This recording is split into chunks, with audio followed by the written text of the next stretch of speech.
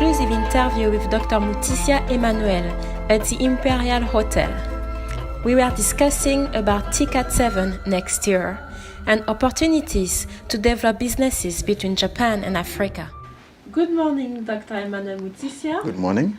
Thank you very much for receiving Rendezvous en Asie magazine at the Imperial Hotel this morning, despite your busy schedule. Thank you very much. Thank you. For those who don't know you, you were educated in Kenya, Sweden and Japan. That's right. You studied mathematics and economic courses at Egerton University in Kenya. You're holding a Master of Science in Mathematics from Karlstad University in Sweden, Master of Art in Public Administration from International Christian University in Japan, and a PhD in Sustainability Science from the University of Tokyo. Am I correct? That's correct. Oh, that's a very impressive career. Are you currently based in Kenya or Japan?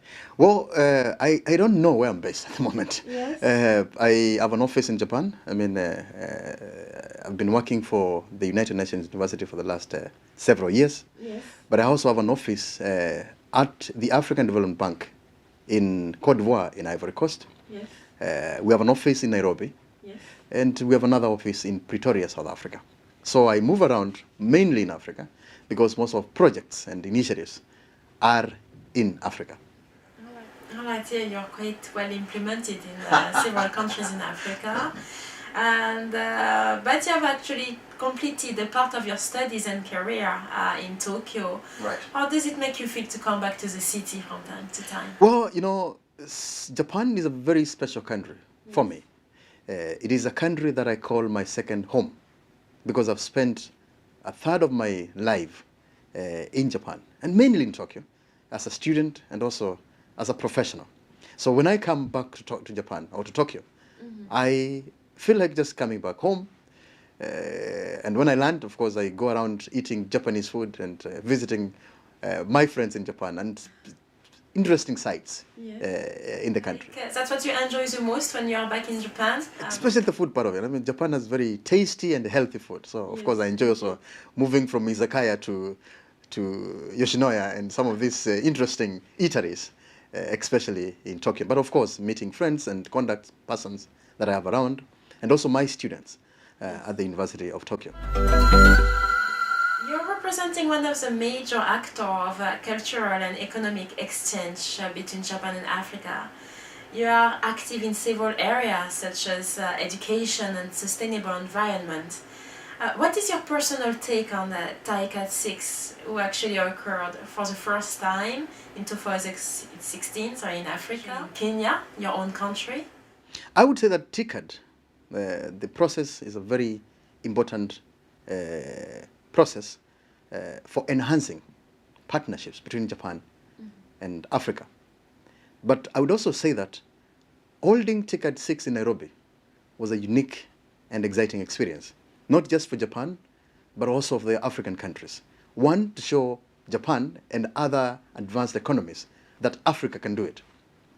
I would say that TICAD 6 was the largest TICAD summit ever held by Japan because several thousands of people converged in Nairobi, both from Africa, from Japan, and from elsewhere, to discuss ways of doing business, ways of partnering with the Japanese private sector, and of course, the Japanese government. So yes, I would say that the feeling is good, that the initiatives that we run on education and environment are part or are within the TICAD process. And most of our partners in these programs and projects are Japanese entities and institutions. According to you, Mr. Mutisya, what would be the best strategy to adopt for Africa to grab opportunities offered by TICAD concept? How to run those projects? For the last 6 summits, Japan has always pledged a certain amount of money to promote this partnership between Japan and Africa. Now, the African governments, African citizens, have the responsibility of actively working with the Japanese government and Japanese private sector to attract this money to our economies in the various countries in the continent. So I would say that, like for instance, Japan in TICAD 6 pledged 30 billion US dollars. Now, we are almost coming to TICAD 7. How much of that 30 billion dollars has gone to Africa? Now, this is the responsibility of the governments and the private sector from Africa to engage with the Japanese government and Japanese private sector to make sure that this money goes to Africa. It is also the responsibility of the government offices, like the embassies in Japan, as well as the diaspora, the Africans in Japan, work with the Japanese government, the Japanese private sector, to bring these opportunities, resources to Africa to improve the lives of African people in our countries. TICAD rather refers to business and money than African culture. However, Africa possesses many talented people, musicians, painters, who are actually not often invited or associated with a TICA concept. How can those people take advantage of TICA's project? Well, I would say that the organization of TICAD process should be now done in a different way. Yes. The first, second, third TICAD was about projects with the Japanese government to Africa. TICAD 4, TICAD 5, TICAD 6 brought the aspect of investment by the private sector. Now, we are missing several components of this knowledge exchange. And of course, one of it is the musicians, the media, and other groups of people who are very talented and who could add a lot of value to the TICAD process. In TICAD 7, I would propose that the organizers invite these different talents so that we can showcase the different ways that we can partner up with Japanese entities outside the investment sort of portfolio only, by bringing groups, the artists, the musicians from Japan and also from Africa to come and see or exchange various or different ways of bringing these various cultures to our respective countries, both in Africa but also in Japan. Do you think that Africa is well represented in Japan? I would say yes, and I would also say no. Yes, because we have several embassies and consulates, consular offices of African governments in Japan. We have also a number of African diaspora who are working and living in Japan. Some of them are students, but most of them are professionals doing very exciting things. Now, because of the quality of the African diaspora, and of course the quality of the embassies and consular offices that are in Japan, we have a significant number of representation of Africa in Japan. And this group can very much bring the opportunities that we see in Japan to Africa. But then on the other side, we realize that when you compare the size of the African diaspora in Japan to that of the US or UK, the number is very small, given the size of the economy and the size of opportunities that we have in this country. Number two, the embassies and the consular offices here in Japan of African governments are quite small, and the number of staff are too small to tap into the massive opportunities that are presented by the Japanese private sector and of course the Japanese government. So I would say that of course we will continue, or we need to continue, attracting more Africans to Japan so that we can bring as many opportunities to Africa. But also I'll urge the African governments, the various countries, to expand their embassies, their consular offices, by bringing more of our government officials from various sectors to come and look into the various opportunities and bring these opportunities to our countries in Africa. A good government and security measures are two essential elements to invest in general. How Kenya, your country, can meet those criteria? Well, I would say that one, the Japanese private sector has increased their presence in Kenya. Many of them have gone to Kenya, especially after TICAD 6, to establish their branches or their offices or their factories in the country. But I would also say that the number of Japanese companies operating in Kenya is very small. Why? Of course, because of three reasons. One of them is security. The other one is the difficulty of doing business in the country because of corruption, and also the processes of getting permits to do business out there. But also, from the Japanese perspective, the distance. They say that Japan-Africa, Japan-Kenya is, a long distance.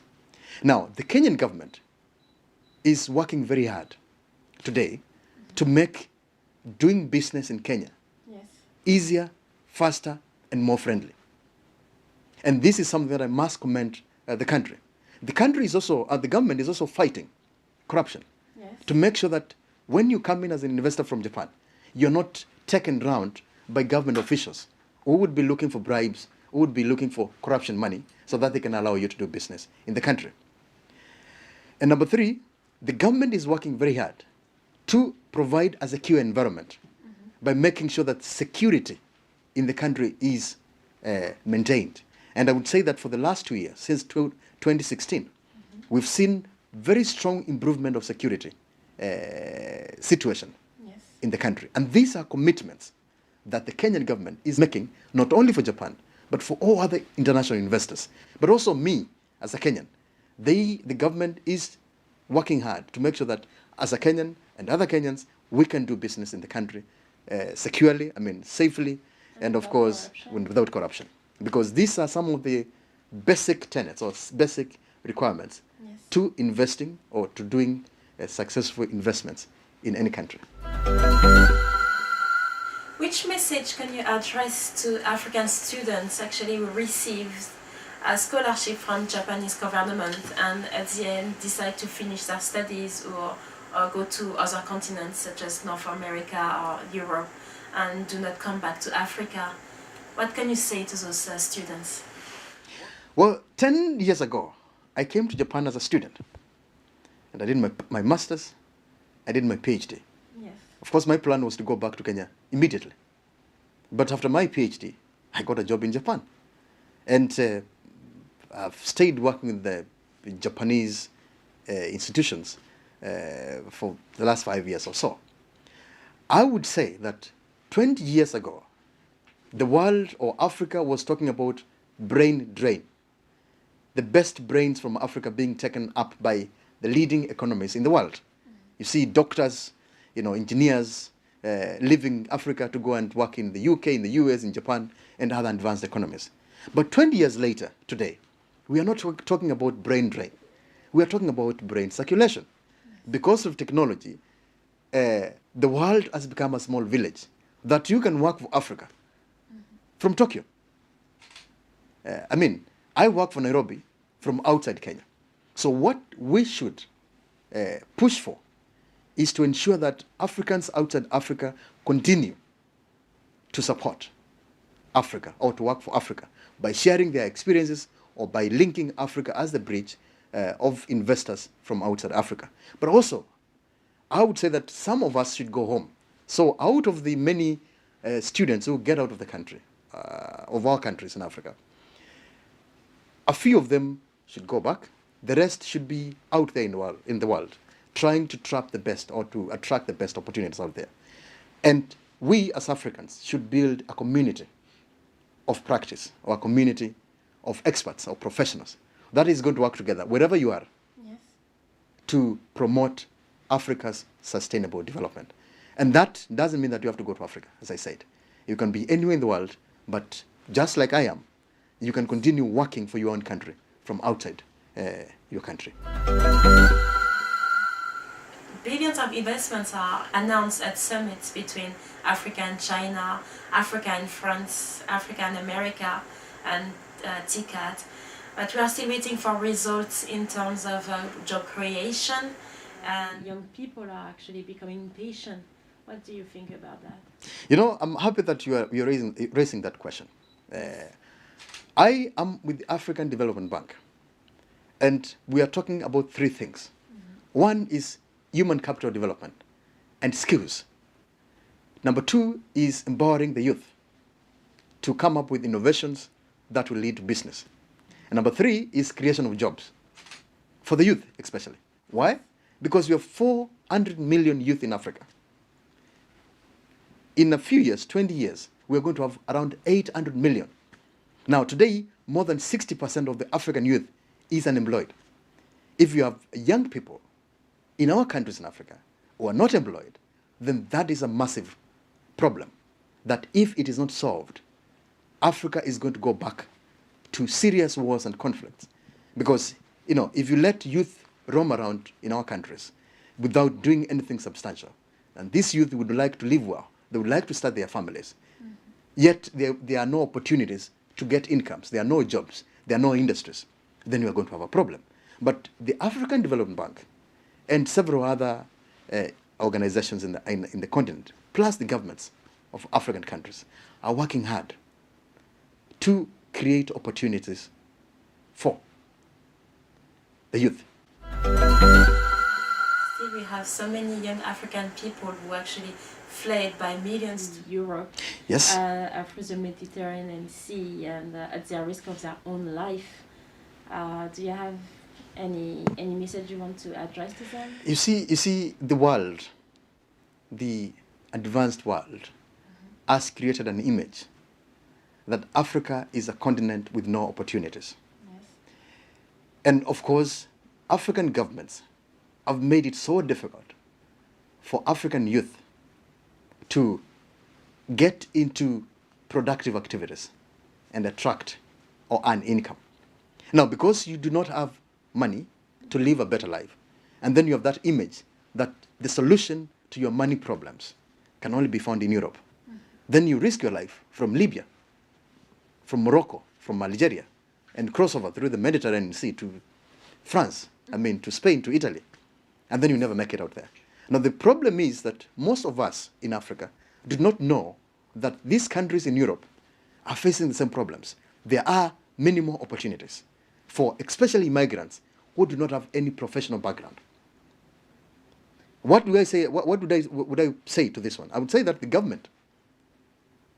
governments of our countries in Africa should create conducive environment for our youth to remain in Africa. And this can only be done if we build more industries that are going to provide more jobs.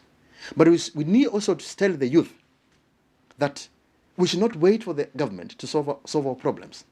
Our education system should train us to create job opportunities, not to go out there and look for jobs.